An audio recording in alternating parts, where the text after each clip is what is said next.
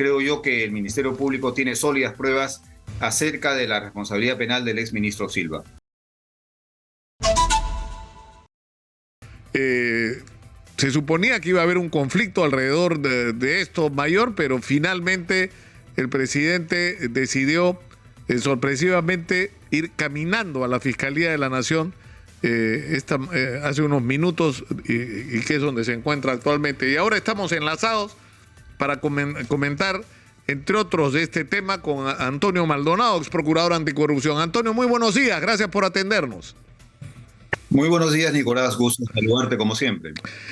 Yo creo, Antonio, a estas alturas que ya está fuera de discusión que la Constitución sí habilita a la Fiscal de la Nación para realizar esta investigación. O sea, a estas alturas ya no debería ser tema, ¿no es verdad? Sí, es correcto, Nicolás. Ya esa discusión se ha cerrado. Ya se ha establecido de forma, yo creo, clara y también pacífica, que el artículo 117 de la Constitución de 1993 es inconsistente con una serie de instrumentos, entre ellos internacionales, que el Perú ha suscrito y ratificado en materia de lucha contra la corrupción. Porque simplemente en un Estado de Derecho no podría tolerarse la impunidad. Y recordemos que dicha Constitución fue hecha por un régimen que quería quedarse muchísimos años en el gobierno y por lo tanto necesitaba proteger a su, entre comillas, presidente, que en realidad era un dictador. Entonces, ese artículo y otros, por supuesto, requieren ser reformados. Reitero, son inconsistentes a la luz de los principios que informan el Estado de Derecho y una moderna democracia.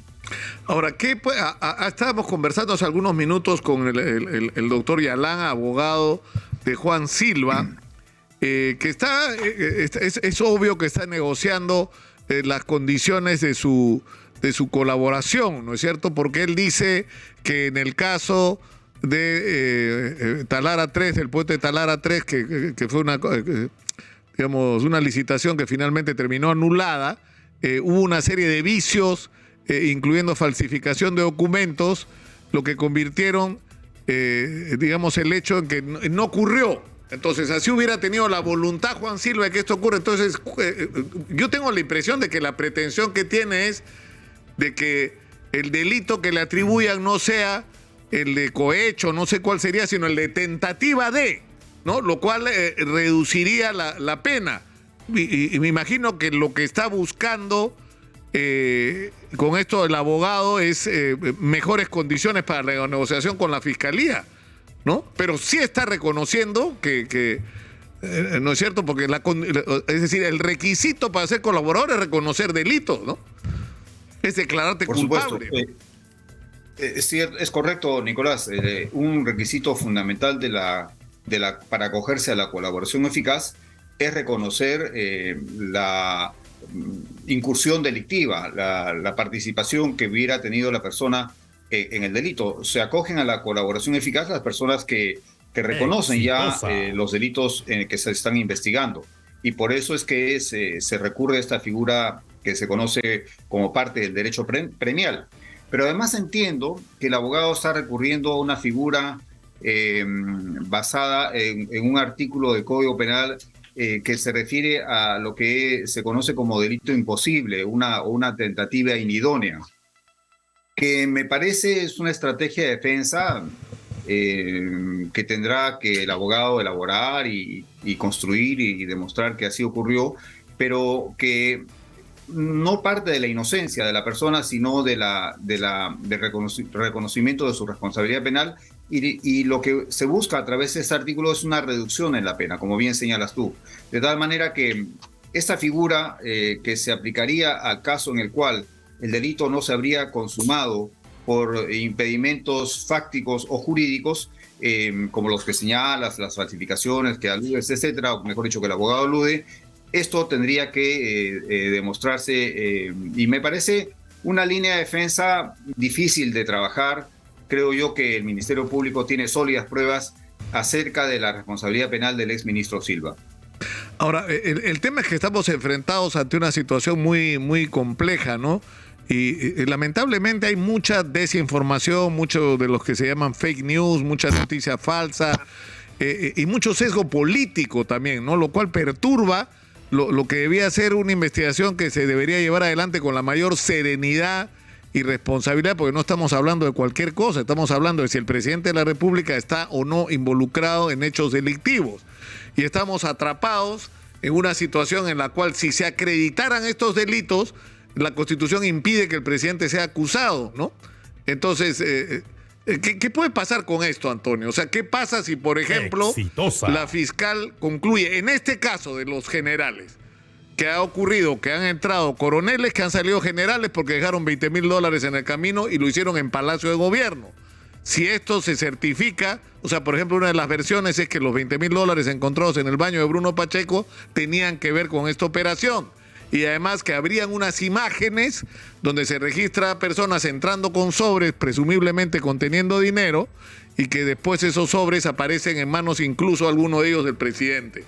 O sea, nadie ha visto el dinero, pero lo que declaran los colaboradores es que ahí había dinero, ¿no? Ahora, ¿qué pasa si la Fiscalía concluye que acá hay responsabilidad del presidente? ¿Qué pasa después? Sí, es interesante tu pregunta, Nicolás, porque en el contexto de lo que tú bien señalas, la predominancia de fake news y noticias engañosas, etcétera, avanza un proceso penal conforme a sus principios, a sus reglas, y la pregunta específica del qué pasa tiene una respuesta en una determinada fase procesal, que es la del juicio y la sentencia final. Lo que solo ocurriría cuando Castillo, como presidente, pueda ser acusado, es decir, cuando haya dejado de ser presidente, sea porque terminó su mandato o porque haya sido defenestrado del poder por alguna determinación del Congreso. Entonces, esa respuesta específica solo la sabremos con toda certeza cuando se produzca una sentencia condenatoria. Eso puede tomar 2 o 3 años. Pero también hay que decir, como bien señalas tú también en tu pregunta, que es un contexto seriamente contaminado por precisamente contaminación política. Y la primera contaminación política, Nicolás, desde mi modesto entender, la hace el Congreso de la República. La hace las intervenciones fuera del lugar de la Comisión de Fiscalización, porque la Comisión de Fiscalización invade las competencias del Ministerio Público. Acá hay un delito que solo un órgano técnico debe investigar, y no la Comisión de Fiscalización, que es un órgano de carácter político. Lo que debe hacer el Congreso no lo hace. El Congreso pierde tiempo en cosas como lo de traición a la patria en base a las declaraciones de Bolivia, que es una absoluta pérdida de tiempo, y no se refiere a lo que podría ser una materia de infracción constitucional, cual es la vulneración del deber de prevención y el estar incurso por parte del presidente Castillo en actos de lograr impunidad mediante, por ejemplo, la fuga de personajes tan cercanos a él. Eso al Congreso no le importa, eso no lo trabaja, sin embargo, eso sí es una posibilidad concreta de infracción constitucional y una posibilidad concreta de que el Congreso tome medidas a este respecto. Pero al Congreso eso no le interesa la palabrería, la demagogia, perder tiempo en tonterías como lo de la traición a la patria. Ahora, acá hay una controversia entre los especialistas en temas constitucionales parlamentarios, entre Omar Cairo y César Delgado Guembes, porque César Delgado dice algo así como que si no está en el artículo 117, no lo puedes vacar, y lo que sí puedes hacer es aplicar la incapacidad moral permanente. Es decir, que si se acredita que el presidente ha cometido determinados delitos, sí puedes usar el concepto de la incapacidad moral permanente para gobernar. Omar Cairo dice, por su lado, que el artículo 118, en el inciso 9 de la Constitución, dice que es deber del presidente cumplir y hacer cumplir las sentencias y resoluciones de los órganos jurisdiccionales. Es decir, que si se acreditara que el presidente ha ayudado a Bruno Pacheco y a Juan Silva a fugar, los ha ayudado a mantenerse en la clandestinidad, ha mantenido contacto con ellos, el presidente no solo habría cometido el delito de encubrimiento penal, sino habría infraccionado la Constitución. Y por lo tanto se le podría aplicar el artículo correspondiente que habilita a la comisión permanente a acusar al presidente. Es decir, la cadena sería: la fiscal de la Nación notifica a la comisión permanente que el presidente ha intervenido directamente en la fuga y en el ocultamiento a la justicia, en el incumplimiento de una sentencia que ordenaba su prisión preventiva por 36 meses, en el caso de Pacheco, ¿no? Y que esto es una infracción constitucional. Entonces la comisión permanente lo acusa ante el Congreso y el Congreso lo puede inhabilitar, lo puede suspender o lo puede destituir. Omar Cairo dice que esto es posible que ocurra y que eso es a lo que debería abocarse el Congreso. ¿Tú eres de la misma opinión?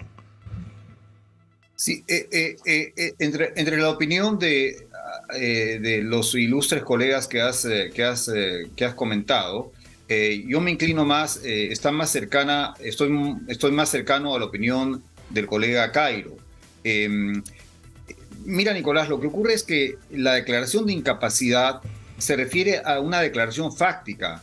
Es decir, yo como Congreso declaro que el presidente sufrió una embolia o un trastorno físico o mental que hace imposible que conduzca la gestión presidencial. Y por tanto, en base a ese hecho fáctico, a ese factum, yo declaro su incapacidad. Bueno, eso es un recurso fácil que lo usó el anterior Congreso para vacar al señor Vizcarra. Pero digo que es fácil porque de esa práctica congresal pasada no hemos ganado nada. Es decir, el Estado de Derecho no se ha fortalecido. De la demagogia no se fortalece el Estado de Derecho. Por eso es que hay que tratar de buscar principios jurídicos aplicables que sean válidos y sobre todo legítimos. Ahora, no hay un escenario, no hay un mar fácil de navegar, no hay un escenario clarísimamente establecido, porque lamentablemente el ordenamiento jurídico, tanto constitucional como penal en el Perú, son muchas veces insuficientes o están desfasados de la realidad. Fíjate el caso del encubrimiento personal. A ver, trata de aplicarlo a la figura del presidente. No vas a poder, simplemente porque hay un problema de tipificación ahí. Bueno, pero yo creo que la salida es que el Ministerio Público conduzca una investigación seria, objetiva y rigurosa sobre lo que yo creo que está ocurriendo.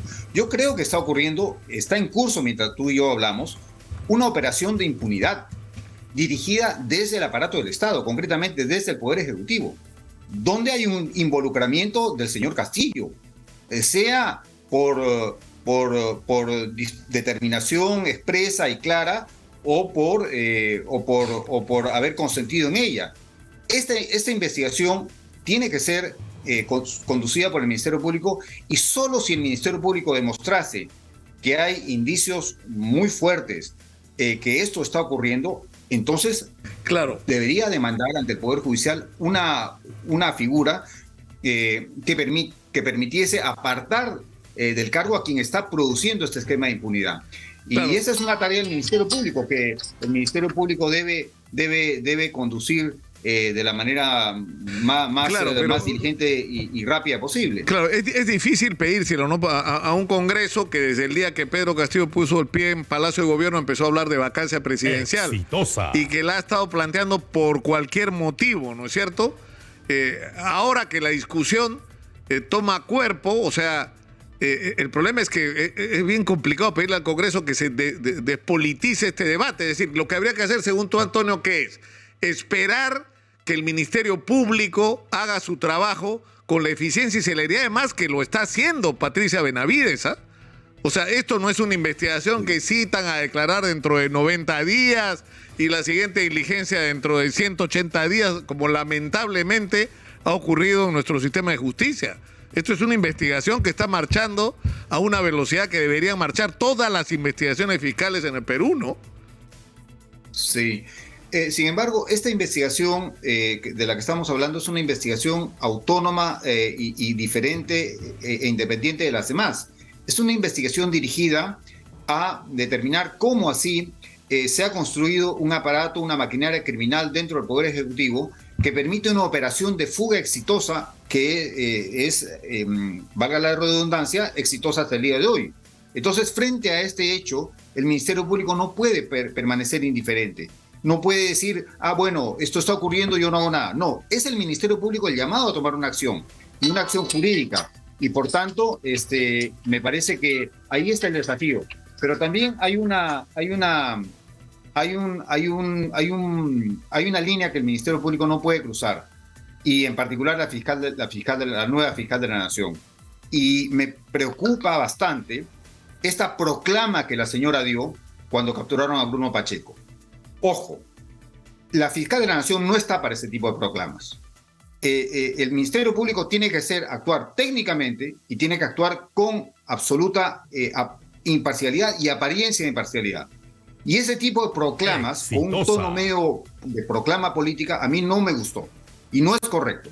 Entonces yo creo que el Ministerio Público tiene que entender cuál es su función. Tiene muchas posibilidades, muchas potestades bajo el Código Procesal Penal en este momento, pero tiene que actuar sin politizarse, porque yo, como te he mencionado varias veces, Nicolás, trabajo en la región y veo el daño que causan el sistema de justicia ministerios públicos politizados. Es el caso de Bolivia, es el caso de la señora Yanine Áñez, condenada sin mérito jurídico alguno en Bolivia. Y eso pasa en Venezuela, y esto pasa en Nicaragua, y esto pasa de alguna manera en Argentina y en Brasil.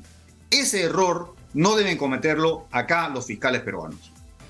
Antonio, te agradezco mucho por esta conversación, ha sido muy gentil como siempre. Un abrazo. Con mucho gusto, Nicolás. Gusto de haberte saludado y escuchado.